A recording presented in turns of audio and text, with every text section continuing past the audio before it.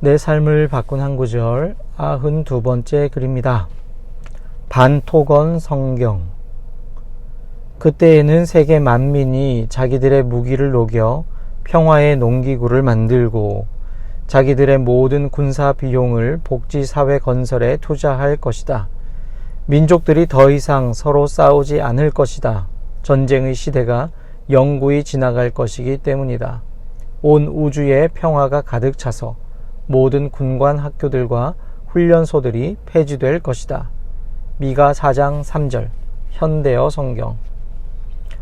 고아와 과부들에게 책정된 알량한 복지 혜택도 모조리 축소하고 멀쩡한 4대강을 파헤치는데 22조를 쏟아부은 한 장로님이 계시다. 토건 공화국을 애통하며 금식하던 어느 날 성경을 읽다가 미가서의 저 유명한 구절이 이렇게 읽혔다. 그때에는 온 국민이 공사용 삽을 녹여 평화의 농기구를 만들고 자기들의 모든 토건 비용을 복지평화 생태사회 건설에 투자할 것이다. 백성들이 갯벌 간척이나 댐 건설 문제로 더 이상 서로 싸우지 않을 것이다. 야만적 토건 시대가 영구히 지나갈 것이기 때문이다. 온 국토에 평화가 가득 차서 토건 마피아들의 악한 계획이 폐지될 것이다. 미가 4장 3절 반토건 성서. 미국의 경우 무려 5천만 명이 의료보험이 없어서 아파도 병원에 못 가는 지경이지만 보험 제약 회사들의 로비 때문에 전 세계에서 가장 형편없는 의료 체계를 유지해야 하고 의지만 있으면 얼마든지 태양 에너지 중심의 경제로 전환할 수 있음에도 석유 업체들의 기득권 때문에 화석 연료 중심의 경제를 지속해야 하고 육식 중심의 식단으로 인한 건강, 환경, 기아 문제가 날로 악화되고 있는데도 낙농업계의 농간으로 소고기를 넘어서지 못하는 것처럼 우리나라도 토건 마피아들 때문에 정권이 바뀔 때마다 지도를 바꾸는 거대 개발 계획이 발표되는 것이다. 하지만 토건 업체와 거기에 빌붙은 정치권만 죽일 놈은 아니다.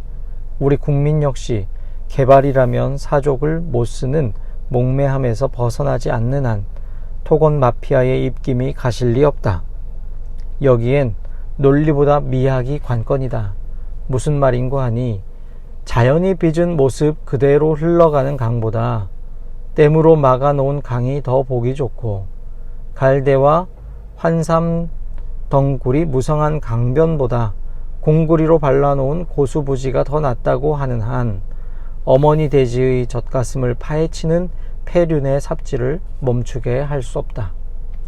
회심한 바울의 눈에서 비늘 같은 것이 빠졌듯이 하나님이 보시고 좋다고 한 자연 그대로의 자태를 가난하고 뒤떨어지고 덜 문명화된 것으로 보게 하는 사악한 비늘이 우리 눈에서 벗겨지기를.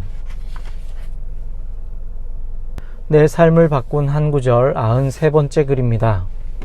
골리앗을 넘어뜨린 투표지. 당신의 온몸으로 투표하라. 단지 한 조각의 종이가 아니라 당신의 영향력 전부를 던지라. 소수가 무력한 것은 다수에게 다소곳이 순응하고 있을 때이다. 그때는 이미 소수라고도 할 수 없다. 그러나 소수가 전력을 다해 막을 때 거역할 수 없는 힘을 갖게 된다. 헨리 데이비드 소로 시민의 불복종. 선거철마다 최저 투표율 갱신 운운하지만 국민들이 볼멘 소리로 투표하고 싶지 않다고 하는 두 가지 이유가 있다. 하나는 마음에 드는 사람이 없다는 것이다. 그리스도인의 입장에서 봐도 성서가 제시하는 정의의 기준을 충족해줄 정치인은 거의 없다. 그래서 흔히들 최선 대신 차선을 찾으란 말을 하곤 한다. 근데 실제로는 차선이 아닌 차악을 택해야 하는 경우가 태반이다. 솔직히 말하면 선거란 고아와 과부들의 고통을 조금이나마 덜어주려고 숱한 죄악 가운데 어렵사리 차악을 골라내는 행위라고 생각한다. 그런데 그런 생각에 젖다 보면 투표장에 가는 우리의 발걸음에 힘이 빠진다. 젊은이들이 투표에 시큰둥해지는 가장 큰 이유 중의 하나는 나의 한 표가 무력하다고 느끼기 때문이다. 소로가 온몸으로 투표하라며 강변하는 걸 보니 그 시절에도 투표에 무능함을 느꼈던 사람이 많았나 보다. 소로는 기껏해야 그들은 선거 때 값싼 표 하나를 던져주고 정의가 그들 옆을 지나갈 때 허약한 안색으로 성공을 빌 뿐이다 라고 비판한다. 소로가 옳다. 투표는 손으로 하는 게 아니라 온몸으로 하는 거다. 다윗이 한낱 창과 검이 아닌 만군의 여호와의 이름으로 나아가 손이 아닌 온몸으로 물맷돌을 던졌을 때 골리앗이 쓰러졌다. 우리도 한낱 후보나 정당의 이름이 아닌 정의의 하나님의 이름으로 나아가 손이 아닌 온몸으로 투표용지를 던질 때 견고한 기득권의 구조와 불의한 체제가 무너질 수 있다.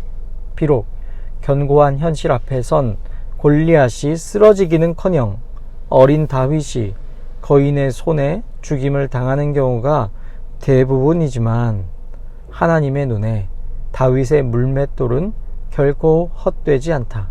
그렇게 다윗은 전장에 나섰고 우리는 투표장에 나서야 한다.